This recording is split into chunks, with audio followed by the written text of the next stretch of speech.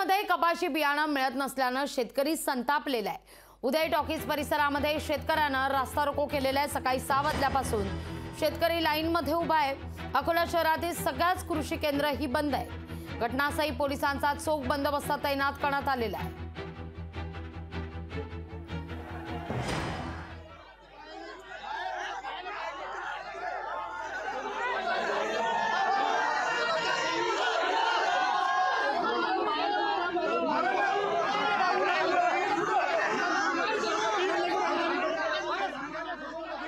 बियाणं मिळत नसल्यानं शेतकऱ्यांनी या ठिकाणी रास्ता रोको केलेला आहे।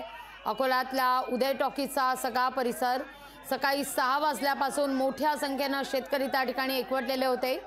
बियाणं उपलब्ध होत नाहीयेत, बियाणं मिळत नाहीयेत, त्यामुळे शेतकऱ्यांनी त्या ठिकाणी रास्ता रोको केलेला आहे। घटनास्थळी पोलिसांचा आता तगडा पोलीस बंदोबस्त देखील पाहायला मिळतोय।